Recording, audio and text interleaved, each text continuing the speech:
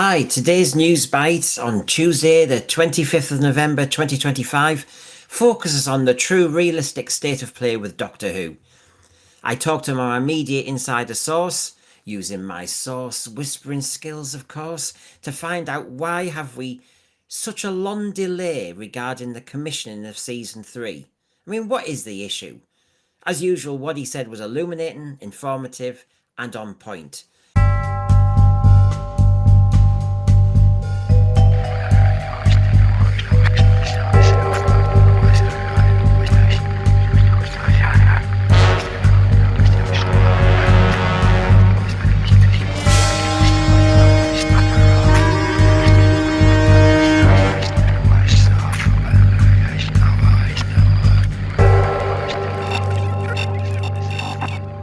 Decipher.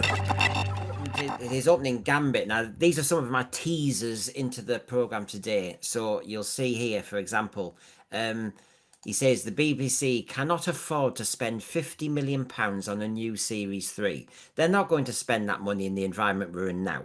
It would be political suicide for a commissioner to agree to that, knowing that the ratings have been on a downward trajectory. That would be career suicide. More about that in a moment.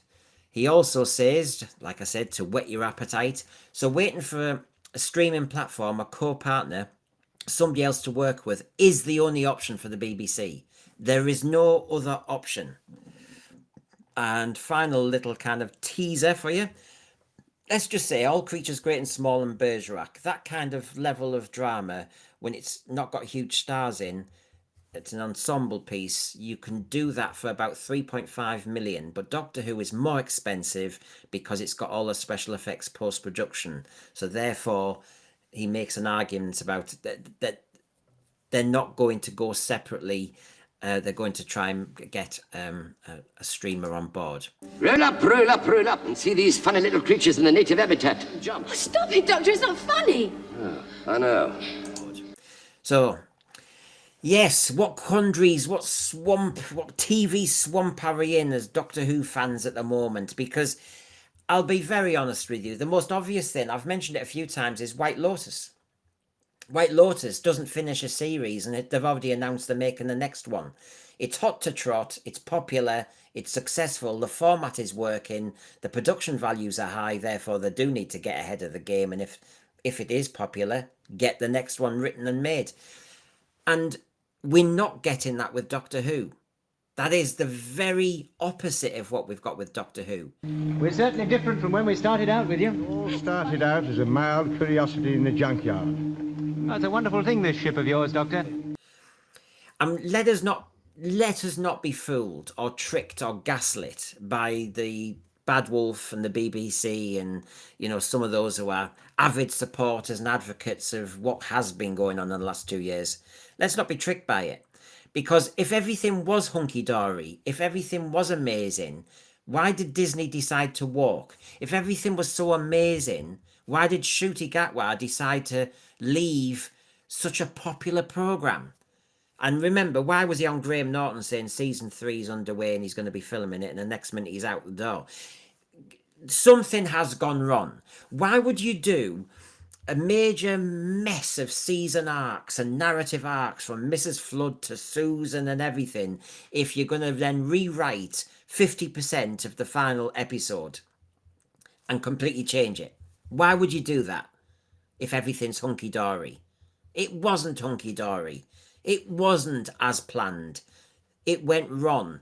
We were telling the truth. We were just saying the truth regarding it's not landing with me. This is not speaking to me. It's not engaging with me. And that's all. We didn't. This is where people get it wrong. Oh, you have an axe to grind with Doctor Who. Oh, there's an ism that you're befuddled with. No, I see a product and I don't feel happy with it. It doesn't resonate with me.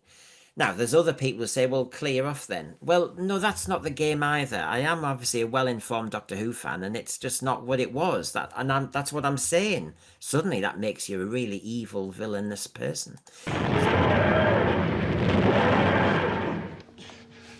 Perry, is this death?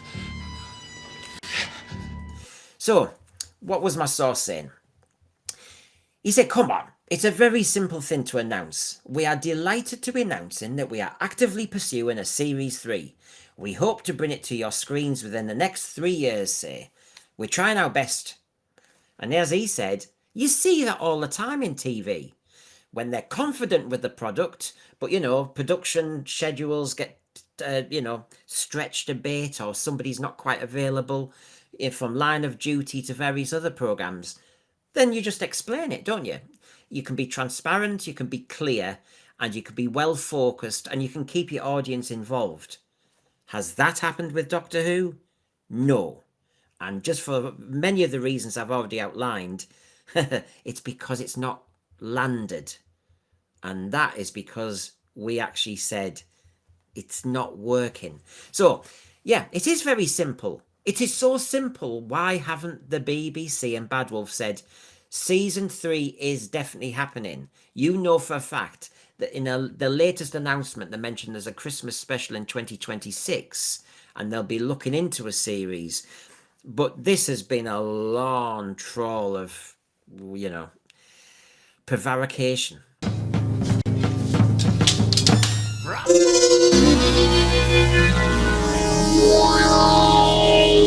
Oh, my dear doctor, you have been naive. You may disguise your features, but disguise your intent. And you can't approve.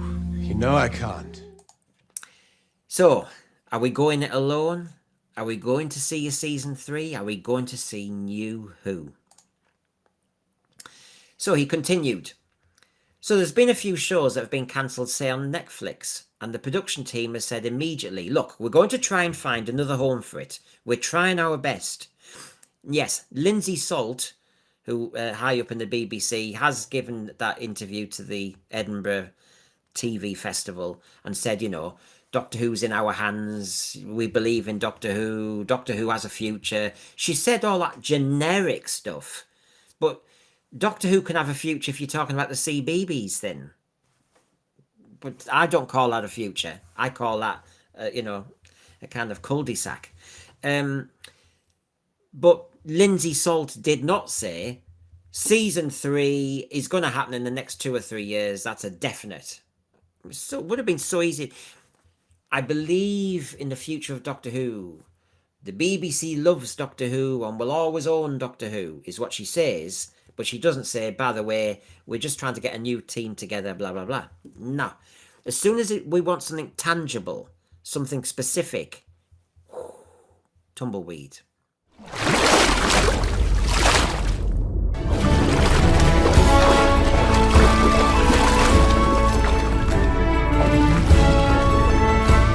This is our planet.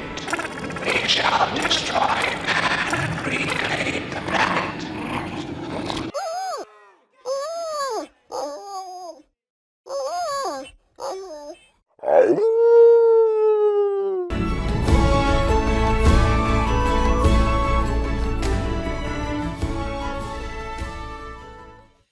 Oh, and yeah, I'm just putting him up because Paul McGann is the talk of the town, as he always is, actually, because it was such unfinished business, the movie. And of course, whether it's AI, rumours or whatever, but I don't want him spoilt. I want him to have a full series if he ever comes back. And which showrunner will do that? Because basically it's somebody else's choice. And you know how these lovies work. They like to prove their own worth by choosing their own talent and showing that they have got their finger on the pulse. And so saying I'm going to get somebody who's 60 odd who was in Doctor Who 30 years ago, it doesn't happen, does it? Predictable as ever, Doctor. So my source continued. They've not said anything like that, have they? No, it's all empty word salad. Thank you. Thank you, source. Me and you are on the same page. Empty word salad. That was the chair, not me. Empty word salad. That's all it is, isn't it? Blah, blah, blah, blah, blah. The BBC, like many politicians, they are masters of... There's always some noise coming out of their mouth, but it doesn't make any sense, and it doesn't actually say anything.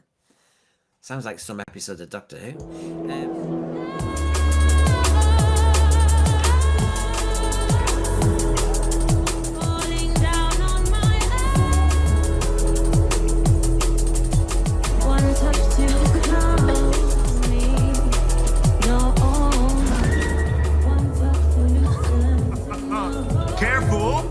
doesn't amount to anything. Oh, for the days. And he continued, I'm afraid to say this, Brendan, because I don't want to get people's hopes up. Oh, don't worry, Sauce, you won't. It could be possible that the reason they've moved the spin-off launch is because they have a viable opportunity to do a Series 3. And they've moved it because they want to put it on as they announce in a year that they're going to do another series. So, we were always wondering when this blooming war between the land and the sea was ever going to happen. It was going to be this year, then it was going to be next year, then it's now moved back into December this year. So, are they getting their ducks in a row? If they're linking with what the source is saying here. The source always does linkage. My source has educated me, hopefully, really well to say, look, Brendan, they don't just announce a one-off episode or one-off Christmas special or these little kind of children in need moments without linkage. And the linkage is, God, that would be a wasted opportunity to do a one-off. And you don't then, on the back of that, announce there will be a future series to keep the interest or to, give it a turbocharge of interest. So there's always linkage. And so, of course, he's trying to work out and fathom the timing of the spin-off. Is there a correlation to once you've got a streamer lined up?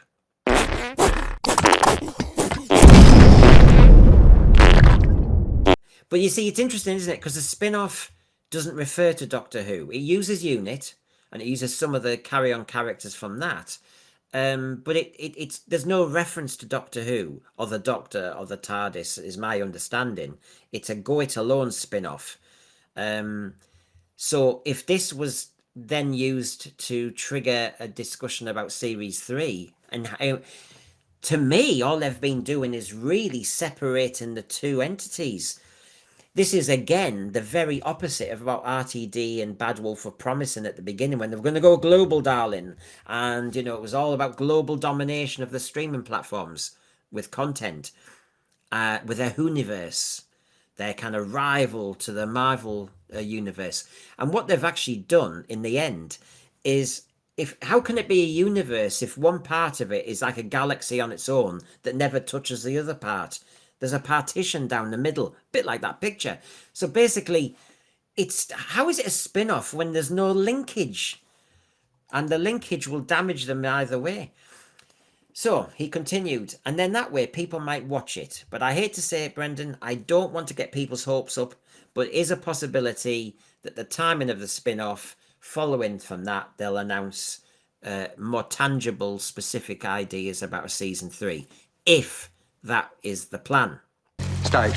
Oh, this way.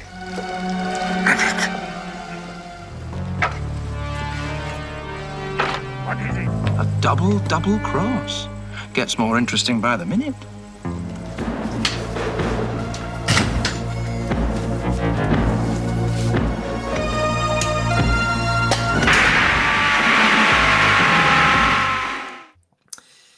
Of course, my other theory was that they needed the spin-off separate enough from the disastrous season 2 so that season 2 didn't completely destroy the chances of the spin-off.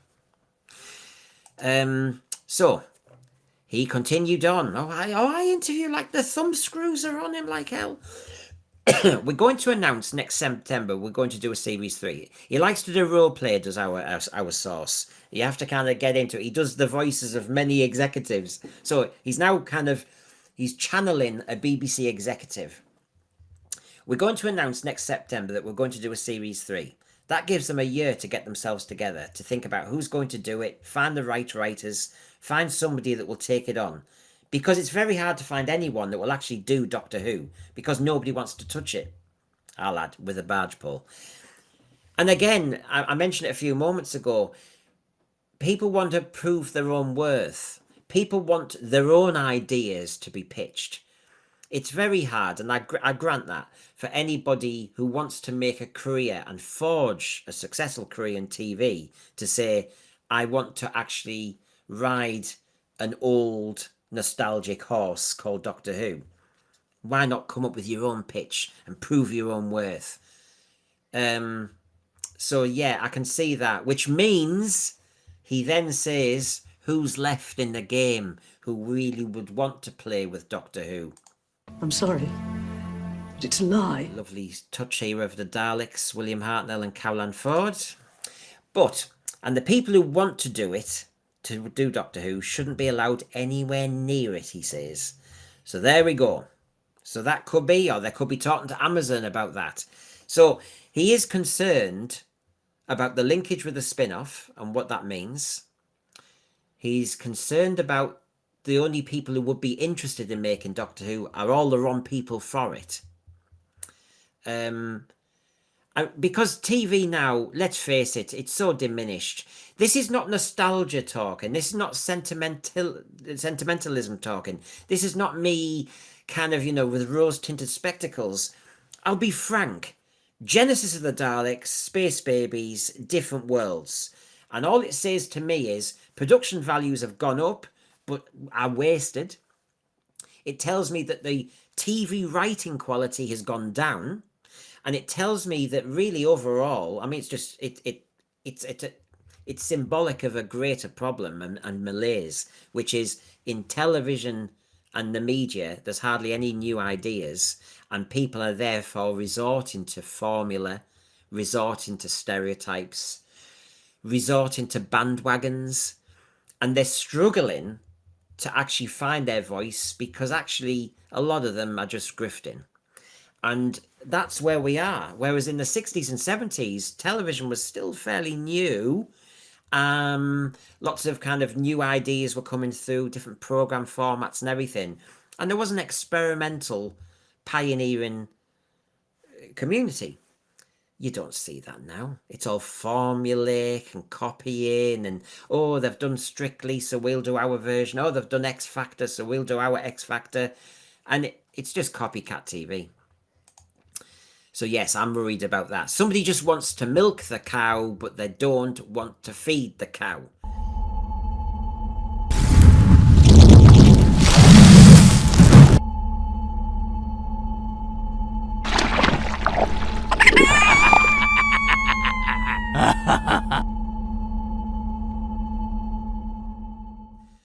As he continued, the spin-off gives them a springboard then into the next year, the series which comes the year after. That would be my most optimistic pathway of our malaise at the moment in Doctor Who, where you have to be honest, why have they not shouted from the rooftops, we love Doctor Who, here comes season 3, it might take a few years, but it's coming. Tumbleweed? Nothing. My source was enjoying not having the gag in, so kept going. The BBC cannot afford to spend £50 million on a new Series 3. They're not going to spend that money in the environment we're in now, Brendan. It would be political suicide for a commissioner to agree to that. Knowing that the ratings have been on a downward trajectory, it would be career suicide. Now, that was one of those I got you salivating with at the beginning. He mentioned suicide twice. Absolute disaster for your career and politically for you to say, right, with that wodge of money, we're going to make a show that's been tanking, that people are just slagging off. Why would they do it? They need the safety net of a global streamer.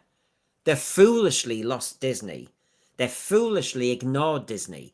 They foolishly didn't really... They call it a co-production, but it was no co-production, was it? Because Disney just wanted out almost as soon as it was made. They didn't win their heart and soul. They grabbed their money, splundered it, and then lost their co-partner. Disaster, really. It's like one of those rushed weddings in Las Vegas. Didn't last long, did it?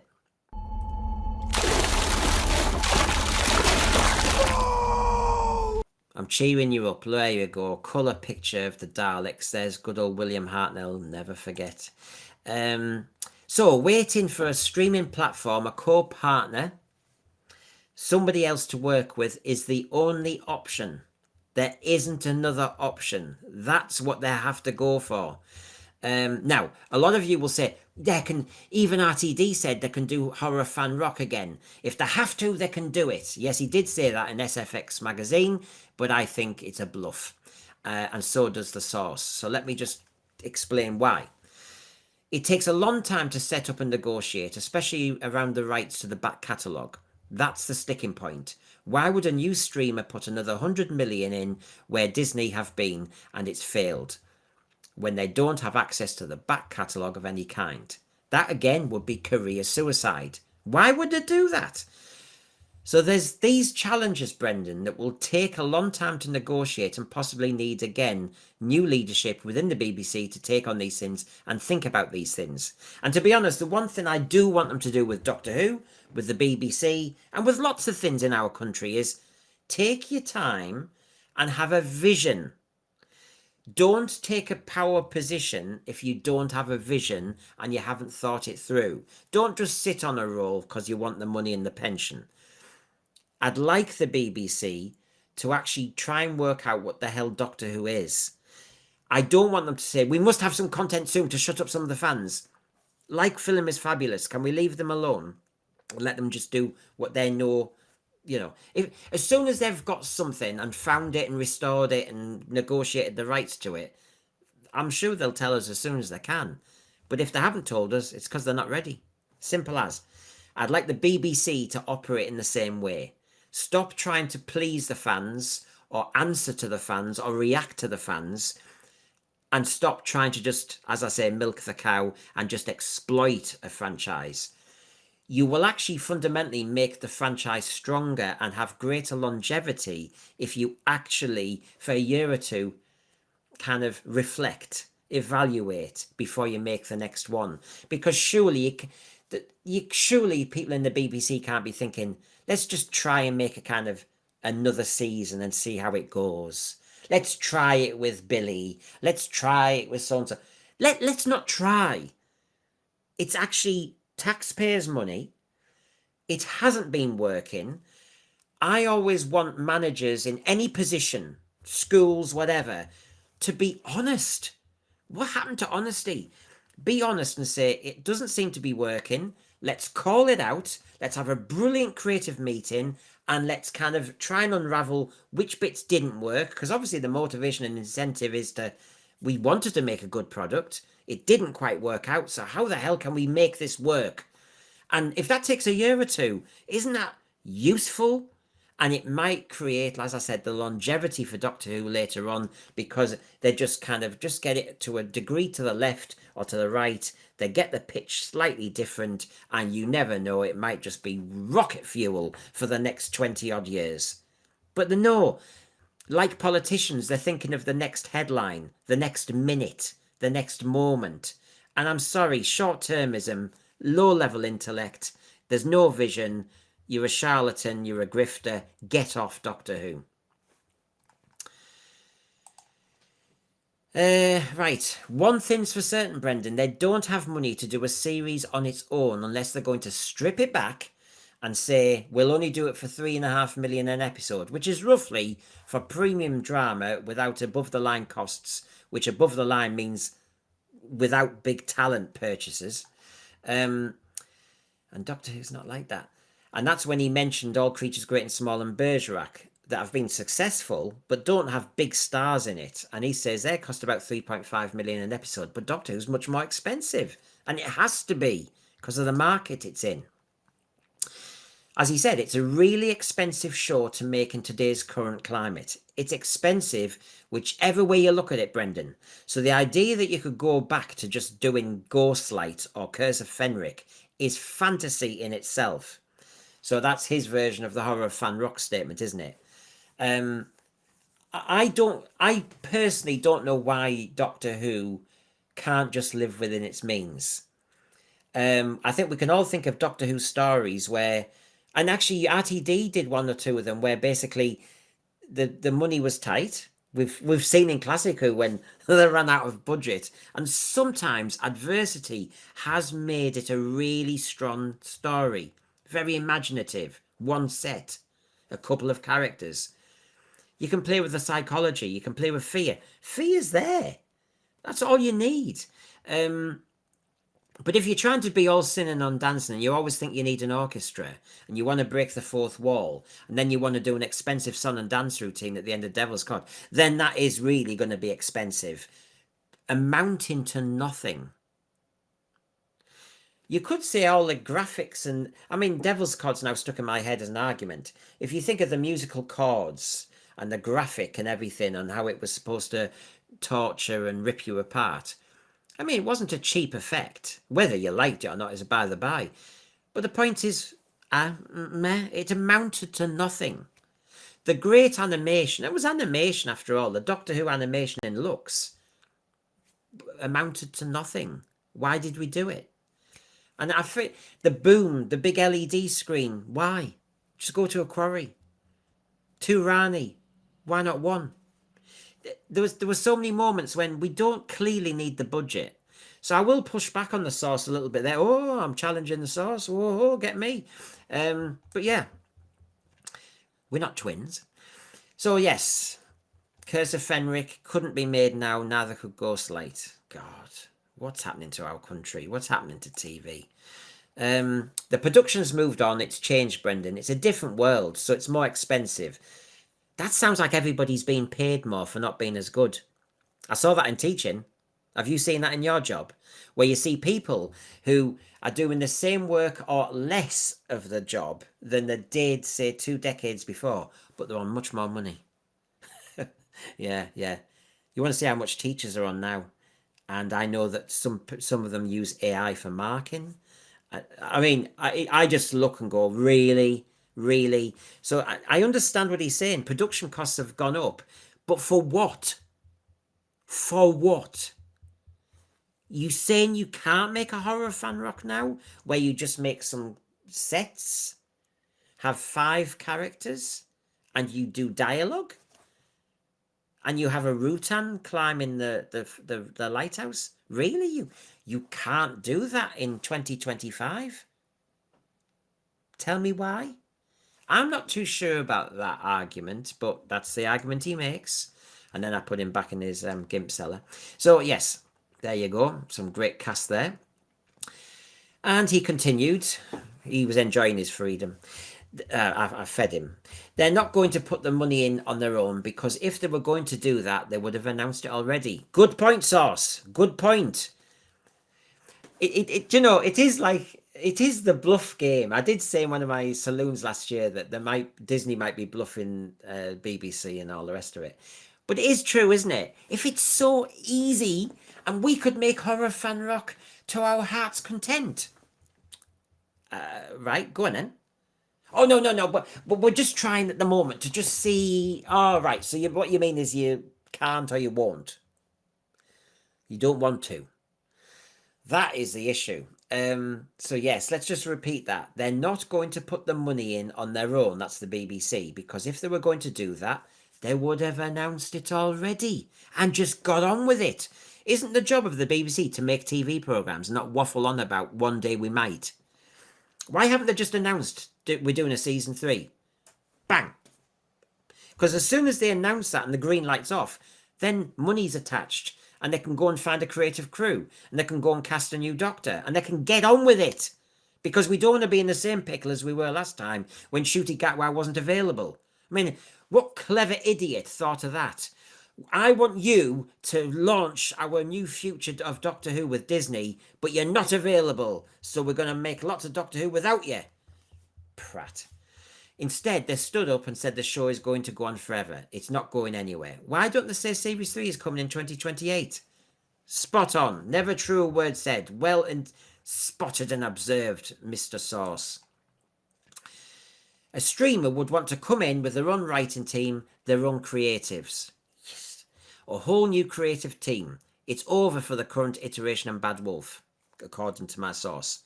They're renting out their studios. All we have to do is look in the trade press. Bad Wolf advertising premium studio space available. Now, we've seen the TARDIS set is still up. People have read into this, and I have as well, in so many different ways. We saw we saw the Instagram account, the 30-second video of a young chap in the TARDIS. And then I haven't checked it out yet, but I saw online somebody was advertising that you can pay to be on the TARDIS set.